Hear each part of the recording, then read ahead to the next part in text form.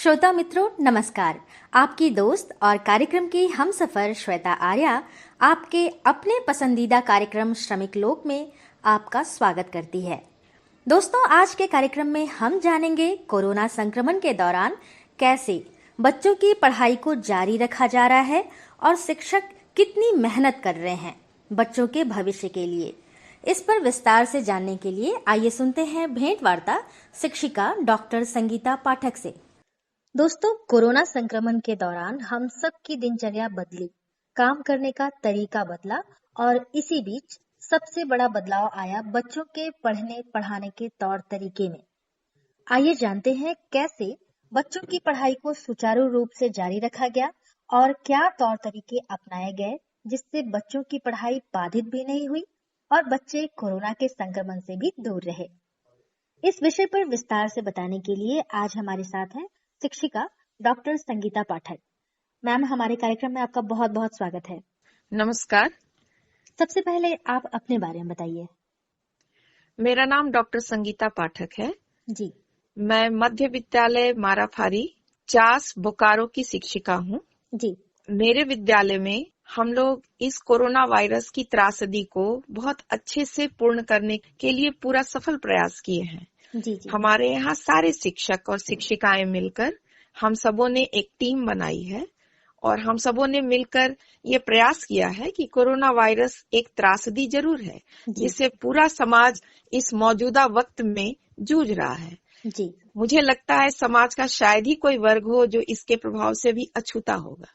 बिल्कुल। लेकिन समाजीकरण की इस प्रक्रिया और इस पूरी त्रासदी में जो सबसे ज्यादा प्रभावित हुए हैं वो है हमारे बच्चे, क्योंकि बच्चों का प्रारंभिक अवस्था में उन्मुक्त और गतिशील वातावरण की आवश्यकता होती है और वो इस समय घर की चारदीवारी में कैद हो गए हैं। जी जी। तो मुझे लगता है कि ये पहले सोचा गया कि ये अरसा बहुत कम समय का होगा, पर ये अरसा दिनों दिन लंबा होता जा रहा है और बच्चे तो बच्चे हैं, वो घर की चारदीवारी में बंद नहीं रहना चाहते हैं, उन्मुक्त वातावरण में खेलना चाहते हैं।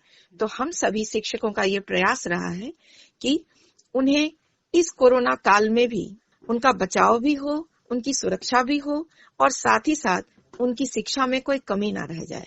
इसके लिए हम सबों ने मिलजुल कर एक संगठित रूप से एक प्रयास किया है और उसमें हम अपने विद्यालय के बच्चों का प्रत्येक कक्षा के हिसाब से कक्षावार एक ग्रुप बनाया है बच्चों के लिए जी, ताकि बच्चों की शिक्षा अच्छे से हो सके। तो उसके लिए हम सबों का प्रयास रहा है कि सभी कक्षा के हर वर्ग के बच्चे इसमें शामिल हों और वो अपनी शिक्षा को अच्छे से जारी रख सके। जी मैम, आपसे जानना चाहेंगे कि कोरोना संक्रमण के दौरान चूंकि सारे स्कूल बंद हैं, तो आपने तो बताया कि कैसे कैसे क्या क्या तैयारियां की गई हैं। कृपया विस्तार से बताएं कि बच्चों की पढ़ाई कैसे जारी रखी जा रही है। जी बिल्कुल, हम सबों ने क्या किया है कि हमारे यहाँ चूंकि मध्य विद्यालय है तो हमारे यहाँ कक्षा 1 से लेके कक्षा 8 तक की कक्षाएं चलती हैं जी। तो हम सबों ने कक्षा 1, 2 से लेकर के 8 तक में, तो हमारे 5 तक के कक्षा में बच्चों की संख्या बहुत ज्यादा नहीं है, वो 40 से 45 के बीच ही है जी। लेकिन कक्षा 6 से हमारे यहाँ बच्चों की संख्या 120 से ऊपर चली गई है। तो हम लोगों ने उनको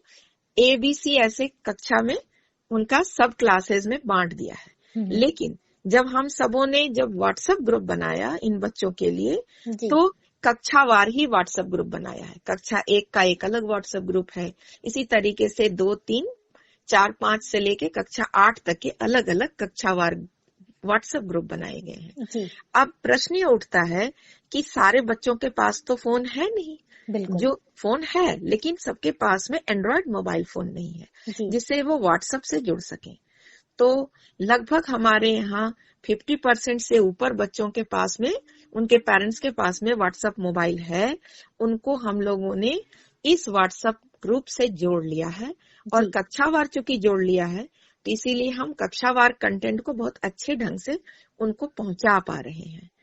और जिन बच्चों के पास में व्हाट्सएप मोबाइल नहीं है, ऐसे भी बच्चे हैं, हमारे 40% बच्चे ऐसे हैं जिनके पास में व्हाट्सएप मोबाइल नहीं है, उनके पास ऐसे ही छोटा बात करने वाला ही फोन है। तो उनसे भी हम कांटेक्ट करने के लिए हम लोगों ने उनके भी नंबर रखे हैं और हम सभी शिक्षक प्रतिदिन कक्षावार जितने क्लास टीचर्स हैं वो तो फोन करते ही हैं, ऐसे हम लोग जो एक्स्ट्रा टीचर्स हैं वो सभी मिल करके हम लोगों को जवाबदेही मिली है कि कुछ लोग 3 to 5 के बच्चों को देखेंगे, कुछ 1 to के बच्चों का ओवरऑल मॉनिटरिंग करेंगे और कुछ 6 to 8 के बच्चों का मॉनिटरिंग करेंगे। तो इस तरीके से हम लोग प्रतिदिन 25 से 30 बच्चों को फोन करते हैं और उनके पेरेंट्स से बात करते हैं, उनके बच्चों से बात करते हैं और उनसे पूछते हैं कि जो कंटेंट और वीडियो आपको सरकार की ओर से भेजे जा रहे हैं, जैसे हमारे यहाँ जो हमारी राज्य सरकार है वहां से डिजी 7 का कार्यक्रम चल रहा है जी। ये डिजी 7 कार्यक्रम बहुत ही अच्छा कार्यक्रम है। इसमें बच्चों के लिए कंटेंट जो है वो वीडियो के रूप में एनिमेशन के फॉर्म में बच्चों को भेजा जा रहा है और उसमें कई विषयों के कंटेंट आते हैं और कक्षावार आते हैं, तो उनको हम लोग समय से बच्चों के व्हाट्सएप ग्रुप में भेज देते हैं और फिर उन बच्चों को फोन करके पूछते हैं कि आपने क्या वो लिंक खोला, खोलने में कोई असुविधा तो नहीं हुई, आप उससे पढ़ पा रहे हैं, क्या वीडियो आपने देखा, कहाँ तक समझे, और उनसे प्रश्न पूछते हैं। और जब वो बच्चे सेटिस्फाइड होते हैं तो उनको बोलते हैं उत्तर लिखकर आप ग्रुप में फोटो खींचकर डालिए। जिन बच्चों के पास में मोबाइल फोन नहीं है उनसे भी हम कांटेक्ट करते हैं, तो उसके लिए भी सरकार का एक बड़ा अच्छा कार्यक्रम आ रहा है कि उन्होंने उसको जोड़ने के लिए एक टीवी का भी कार्यक्रम संचालित किया है, जो कि आपको 9 बजे से लेकर के 1 बजे तक कक्षावार उनका रूटीन है कि 9 से 10 जो है वो 1-2 के बच्चे पढ़ेंगे, 10 से 10:30 आपको 3 to 5 के बच्चे पढ़ेंगे, फिर 10:30 से 11:30 तक जो है वो 6 to 8 के बच्चे पढ़ेंगे, फिर उसके आगे 11:30 से 12:30 तक 9 to 12 के बच्चे पढ़ते हैं। तो हर क्लास का बच्चों का टाइमिंग अलग अलग है, तो हर क्लास के बच्चे अपने टाइम पर टीवी पर बैठ करके अपना कोर्सेज में जो पढ़ाई हो रही है उसको नोट कर सकते हैं, लिख सकते हैं, तो वो सारा उनको उसके हिसाब से दिया जाता है जी। साथ ही साथ हम लोग अपने विद्यालय में और भी बहुत अच्छे कार्य कर रहे हैं, जिसके बारे में भी मैं बताना चाहूंगी जी जी। हम लोग जो हैं, हमारा बोकारो जिला अपना कंटेंट खुद बना रहा है जी। क्योंकि डिजी 7 से जो कार्यक्रम आ रहे हैं उसमें जनरली इंग्लिश में ग्रामर आ रहे हैं, सिलेबस के जो क्वेश्चन आंसर है सब्जेक्ट के टॉपिक वाइज वो उसमें टच नहीं हो पा रहा है। तो हम लोगों ने अपना बोकारो जिला में, मैं अपने बोकारो जिला की बेस्ट टीचर अवार्ड के रूप में भी सम्मानित हुई हूँ। आपको बहुत बहुत बधाई हो। धन्यवाद मैडम। और साथ ही साथ राज्य सरकार की ओर से भी 12 टॉपिकों पर एक क्विज प्रतियोगिता की गई थी, जिसमें सभी शिक्षक, पूरे राज्य भर के शिक्षक जो हैं, पूरे झारखंड राज्य के शिक्षक भाग लिए थे और उन 12 टॉपिकों पर सभी लोगों ने अपने प्रेजेंटेशन वहां भेजे थे, जिसमें से 10 लोगों को सर्वश्रेष्ठ शिक्षक के रूप में चुना जाना था जी। उनमें से मेरा भी नाम है एक सर्वश्रेष्ठ शिक्षक में। 1 से 10 में मुझे 3रा पोजीशन प्राप्त हुआ जी। इसके लिए भी आपको बहुत बहुत बधाई हो। धन्यवाद। और इसके लिए मैं बहुत उत्साहित रहती हूँ कि हमारी सरकार हम सबों को बीच बीच में प्रेरणा स्रोत की तरह हमें प्रोत्साहित करती है जी, और जी। हम लोगों को हमेशा लगाए हुई है। हमारे यहाँ डिजी 7 के साथ पिरामिडल फाउंडेशन का भी कार्य चल रहा है। ये एक एनजीओ है जो अपना कार्यक्रम चलाती है, जिसमें वो शिक्षकों को भी अच्छी तरह से ट्रेंड करने के लिए कई कोर्सेज चला रही है, जो निष्ठा के नाम से चल रही है जी। तो निष्ठा में हमें बताया जाता है कि आप एक हार्टफुल टीचर बनकर, एक अच्छी हृदय के रूप में शिक्षक बनकर अपने बच्चों से कैसे प्रेरित रहेंगे, कैसे उन्हें प्यार से सिखाएंगे, उन पे गुस्सा ना आए, आपको खुद बहुत अच्छा शांत होकर मेडिटेशन करके बच्चों को पढ़ाना है ताकि आप थके नहीं, और बच्चों को हर विषय का ज्ञान जो है वो धीरे धीरे स्टेप वाइज देना है, जिससे बच्चे जोड़ घटाव से लेके अंग्रेजी और हिंदी सब कुछ सीख पाए। तो हम लोग जैसे बच्चों को अगर सिंगुलर और प्लूरल भी सिखाना है तो हम लोग एक वीडियोस बनाते हैं, जिसमें हम लोग अपने घर के ही जो सामान है, जैसे पेंसिल है, रबर है, फूल है, अंडा है, घर में जो भी सामान है हमारे पास, उनको भी हम उनको दिखाते हैं कि ये एक सिंगल है तो ये सिंगुलर है, और अगर हम एक से अधिक है तो ये प्लूरल है। इस तरीके से हम बच्चों को बताते हैं कि अगर एक है अंडा तो उसे एक बोलेंगे, अगर बहुत सारे हैं तो एग्स बोलेंगे, एक पेंसिल है तो पेंसिल बोलेंगे, 3-4 हैं तो उन्हें पेंसिल्स बोलेंगे। तो इस तरीके से हम उन्हें दिस, दैट, दीज, दोज सभी चीजों के बारे में इंग्लिश में ग्रामर में वीडियोस बना बनाकर सिखाते हैं ताकि बच्चे सीख पाएं और उन्हें कुछ भारी ना लगे। क्योंकि वीडियोस में अच्छे पिक्चर्स हम देते हैं, उन्हें फोटोज भी दिखाते हैं ताकि बच्चों को मन लगा रहे।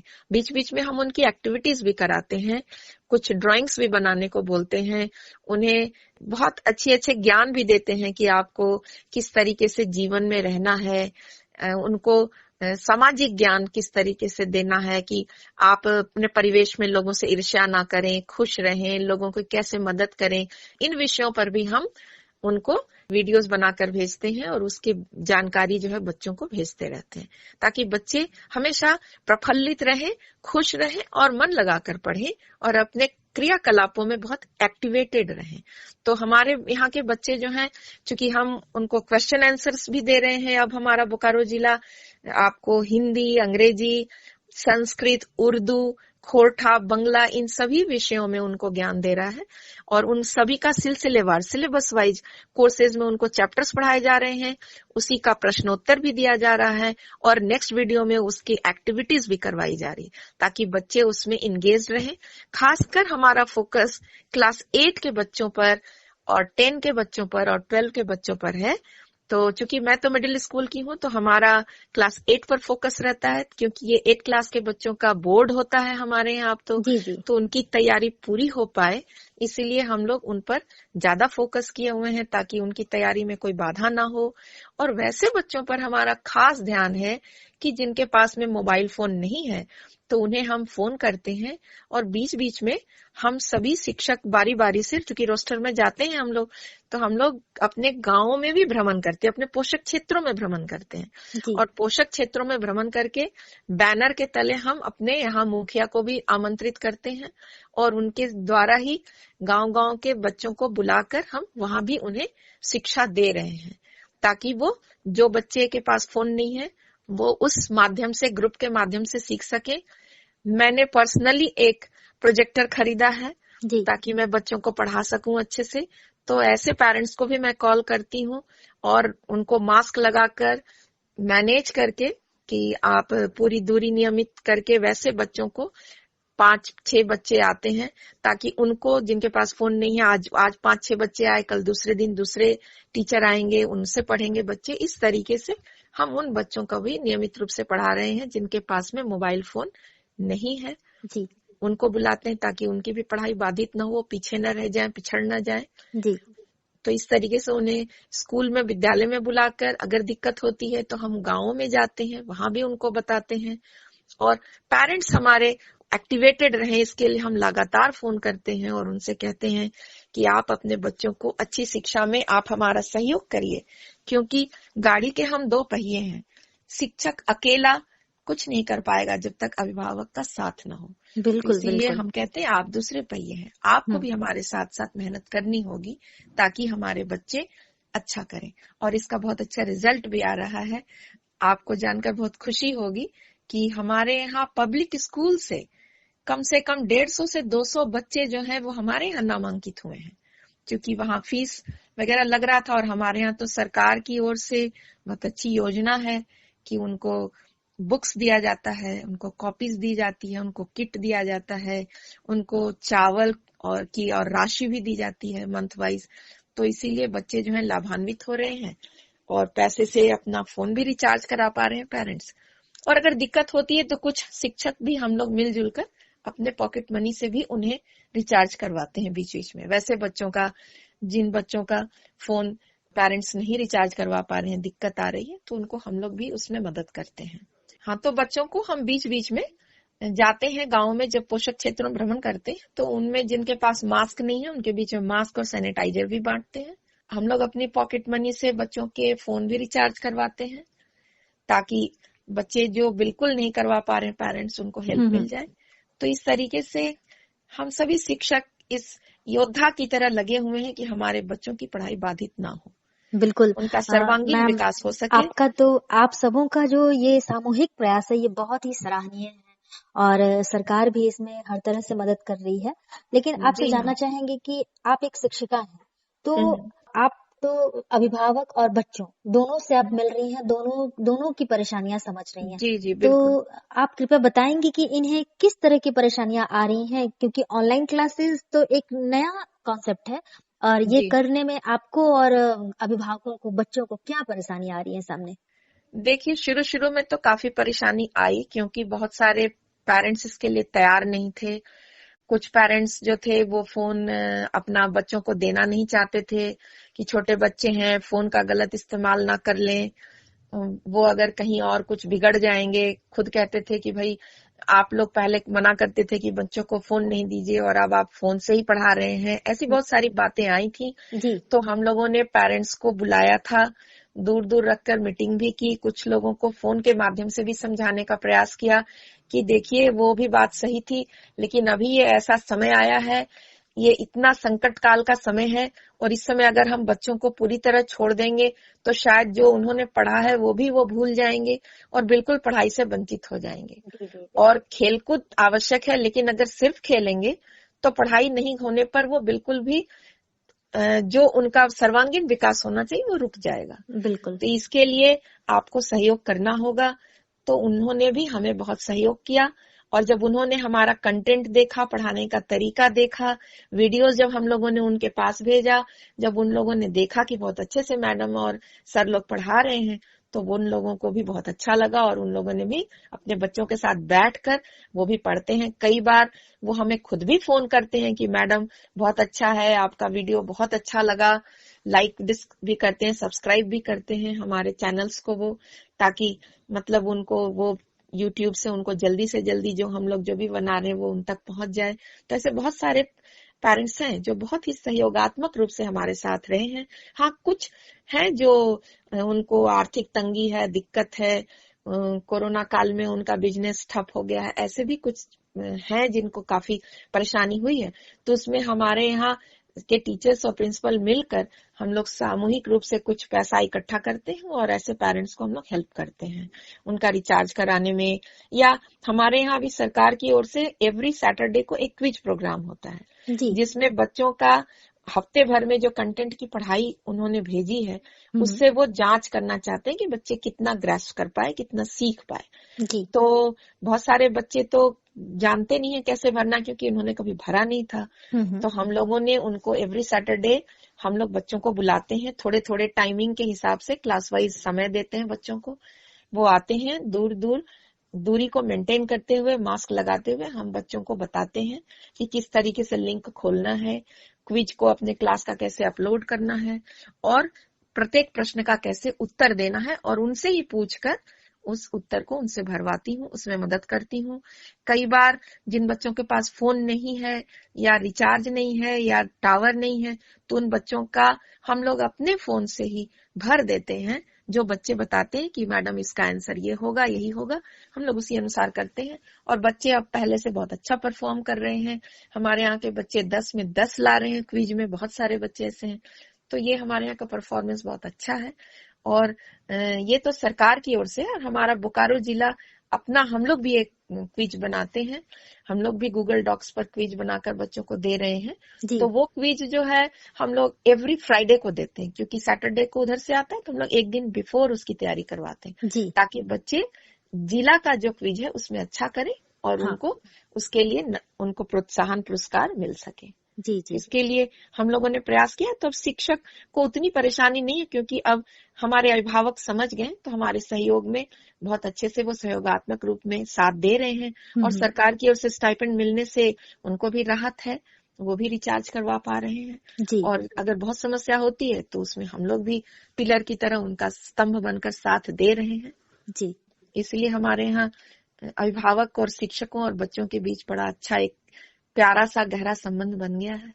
जी मैम, आपने तो बहुत अच्छी तरीके से बताया कि कैसे बच्चों की पढ़ाई इस कोरोना संक्रमण के दौरान सबकी जारी रखी गई और जी सबका जी सहयोग मिला और सब अब एक सही एक लाइन पर आ गए हैं। और जिस जिस तरह से पहले से स्टार्टिंग में डर लग रहा था कि जी कोरोना हाँ, संक्रमण के दौरान बच्चों की पढ़ाई बिल्कुल बंद ना हो जाए, क्योंकि कितने टाइम के लिए ये संक्रमण है ये तो किसी जी को जी पता नहीं था और पता इससे नहीं, लड़ने का कोई हमारे पास कोई हथियार नहीं था। हथियार भी तो नहीं ये अभी तक सबसे बना है। अच्छा आपने हमें एक बताया, बहुत लोगों को ये राह भी सुझाया कि बहुत बहुत गार्जियन ऐसा सोचते थे कि जो बच्चे ऑनलाइन क्लासेस कर रहे हैं या मोबाइल के थ्रू पढ़ रहे हैं तो क्या पढ़ाई हो पाएगी, क्या पढ़ पाएंगे बच्चे, जी जब जी। स्कूल खुलेगा उसी समय जाएंगे। ऐसा बहुतों का सोचना था, बहुतों का मानना था। लेकिन मुझे लगता है कि आज जो भी अभिभावक आपको सुन रहे होंगे वो इतना जरूर जान गए होंगे कि अगर बच्चे ऑनलाइन क्लासेस करेंगे तो भी उनका सर्वांगीण विकास उसी तरह से होगा, क्योंकि शिक्षक बहुत ही ज्यादा मेहनत कर रहे हैं, अलग अलग तरह से कुछ ऐसा क्रिएटिविटी कर रहे हैं ताकि बच्चे उस ओर आकर्षित भी हों और बच्चों की पढ़ाई किसी भी तरह से बाधित नहीं जी हो। जी। क्योंकि क्योंकि एक साल का एक समय बहुत बड़ा समय होता है, बहुत अगर ये बड़ा समय बिल्कुल है। गैप अगर जी आ जी। जाए बच्चों के लिए तो कुछ बच्चे तो ऐसे होंगे कि जिनका पढ़ाई से रास्ता ही भटक जाएगा, उनका मन ही बिल्कुल नहीं फिर बिल्कुल। वापस आ पाएगा कि वो पढ़ाई करे। क्योंकि बिल्कुल। जो कुछ छोटे बच्चे हैं तो उन्हें तो फिर आदत सी हो जाएगी खेलने की। खेलने की। अब अगर धीरे धीरे अगर कुछ घंटे अगर उनको पढ़ाई में दिया जा रहा है मोबाइल के थ्रू, तो ऐसे बच्चों का एक रूटीन बना रहेगा ना थोड़ा रूटीन बना पढ़ने है का। कि वो बैठे। जी। तो मैम आपने तो बहुत अच्छे तरीके से बताया कि क्या क्या आप लोगों ने मिलकर के एक प्रयास किया है और बच्चों को जोड़ रखा है। इसके लिए आपको बहुत बहुत धन्यवाद। मैम चलते चलते धन्यवाद आप मैडम। हमारे श्रोताओं को क्या संदेश देना चाहेंगी? मैं तो यही संदेश देना चाहूंगी कि ये कोरोना काल एक त्रासदी काल जरूर है, लेकिन जब भी कोई विपत्ति आती है तो हमें उसकी पॉजिटिविटी को सोचना चाहिए। जी। हमेशा हम उसके निगेटिविटी की ओर क्यों चले जाते हैं कि ये काल बहुत खराब है, ये हमें हमें विनाश के लिए आया है। नहीं, हमें उससे बहुत कुछ सीखने को भी मिलता है। हमारे यहाँ सरकारी स्कूल में बहुत सारे शिक्षक थे जिन्हें शायद मोबाइल भी ठीक से चलाना नहीं आता था, लेकिन इस दौरान ही सरकार की ओर से चलाए गए लगातार ऑनलाइन कोर्सेज शिक्षकों के लिए भी दिए गए, बच्चों के लिए भी दिए गए। तो हम सबों का एक सुचारू रूप से सरकार का इस दिशा निर्देश के कारण हम सभी इस ऑनलाइन से जुड़ पाए। तो आज हम लोगों ने बहुत कुछ सीखा है इस काल में और बच्चों को बहुत कुछ दे पाए हैं। इसकी संतुष्टि है हमें कि हम अच्छा वीडियोस बना पाए हैं, बच्चों को अच्छी क्रिएटिविटी करा पा रहे हैं घर बैठे। जूम के ऐप से मैं हायर क्लासेस के बच्चों को जोड़ती हूँ ताकि वो बच्चे जुड़ पाए और उनको एक साथ में क्लासेस कोर्सेज करा पाऊं। तो मुझे बहुत कुछ ज्ञान मिल पाया ऑनलाइन कोर्सेज में भी कि ताकि मैं बच्चों से जुड़ पाऊं और बहुत अच्छा लगता है, एक संतोष होता है कि मैं शिक्षक होने का कुछ एक फर्ज निभा पा रही हूँ। क्योंकि शिक्षक का दायित्व जो है वो बहुत बड़ा है, हर एक शिक्षक को इसके लिए सोचना पड़ेगा। शिक्षक वर्ड 3 शब्दों का है, लेकिन ये बहुत अपने आप में गूढ़ अर्थ है। हमें बच्चों को शी यानी शिखर तक ले जाना है, छ यानी उनको क्षमा करना है अगर वो गलती करते हैं तो, और क यानी उन्हें इस कर्तव्य की ओर प्रेरित करना है कि आपका कर्तव्य क्या है। तो एक शिक्षक जो है एक ऐसा दीप है जो स्वयं जलकर लोगों को रोशनी देता है और सही दिशा में उन्हें जाने के लिए एक सड़क बनकर, पथ बनकर उनको दिशा निर्देश देता है ताकि बच्चे आगे बढ़ पाए। और हर चीज में जब इंसान लगता है तो शायद उसे तुरंत उसका फल प्राप्त होता है। मान लीजिए मैं बिजनेस करती, मैंने कुछ इन्वेस्टमेंट किया तो उसका मुझे रिटर्न तुरंत दिखता है, और हम शिक्षकों का ये इन्वेस्टमेंट इतना बड़ा है कि हमें तुरंत नहीं मिलता। शायद 20 साल 22 साल बाद जो बच्चे हमारे छोटे हैं, जो 1 में है 2 में है, वो शायद 18-20 साल के बाद कभी जॉब में जाते हैं, कहीं अच्छे पोस्ट में जाते हैं।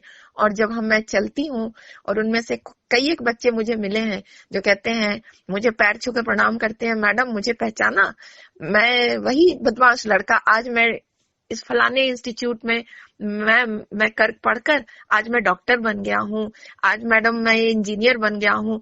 तो मुझे जो खुशी होती है वो मैं बता नहीं सकती हूँ कि मुझे कितनी खुशी होती है। लगता है जैसे मुझे पूरा खजाना ही मिल गया। तो शायद शिक्षकों के लिए ये सबसे बड़ा खजाना है जो उनके बच्चे हैं। तो हमें उन्हें अपना सब कुछ न्यौछावर करना चाहिए, सर्वश्रेष्ठ देना चाहिए। और शायद ईश्वर ने हमें इसलिए ही बनाया है कि हम एक शिक्षक हैं, तो हमें हमारे कंधों पर देश का भविष्य हमारे साथ है। उन्हें अपने देश का एक अच्छा नागरिक बनाने में हर शिक्षक को आगे बढ़कर सहयोग करना चाहिए और बढ़ चढ़कर भाग लेना चाहिए। सरकार की नीतियां भी आ रही हैं, बहुत अच्छी शिक्षा नीति आ रही है अभी, तो उसमें भी अच्छे मार्गदर्शक के रूप में मैं आगे भी बढ़ना चाहूंगी और सभी शिक्षकों को भी यही संदेश देना चाहूंगी कि आप सभी अपने कर्तव्य का निर्वाह पूरे मन तन मन धन से लगकर करें। ये बच्चे बिल्कुल एक छोटे पुष्प की तरह हैं जिन्हें खिलना और उड़ना और सिखाना है, हमें प्रफुल्लित करना है, इन्हें जीवन में आगे बढ़ाने में हमें प्रेरणा स्रोत बनकर सदैव इनके साथ लगे रहना है। बिल्कुल मैम, आपने बहुत ही अच्छी बातें बताई और इतना अच्छा संदेश दिया। बहुत अच्छी बातें बताने के लिए आपका बहुत बहुत धन्यवाद। धन्यवाद। दोस्तों, आपने जाना कि कैसे कोरोना वायरस के संक्रमण के दौरान बच्चों की पढ़ाई बाधित न हो, इसके लिए शिक्षक, छात्र, अभिभावक सभी प्रयासरत हैं। हम सबका सामूहिक सहयोग ही कोरोना को हरा पाएगा। दोस्तों, इसी के साथ आप सबसे हमारा आग्रह है कि कोरोना वायरस के संक्रमण से बचने के लिए सभी जरूरी सावधानियों को अपनाएं। मास्क का इस्तेमाल जरूर करें, अपने हाथों को स्वच्छ साफ रखें, सैनिटाइज करते रहें और भीड़ भाड़ वाले जगह पर जाने से बचें। दोस्तों, अभी त्योहारों का मौसम है, लगातार भीड़ भाड़ वाले त्योहार हमारे सामने आ रहे हैं। ऐसे में अपने आप को सुरक्षित रखना हमारी जिम्मेदारी है। सावधान रहें, सतर्क रहें और स्वस्थ रहें। आपके स्वास्थ्य की कामना के साथ ही कार्यक्रम में वक्त हो गया है आपसे विदा लेने का, तो दीजिए अपनी दोस्त श्वेता आर्या को इजाजत। नमस्कार।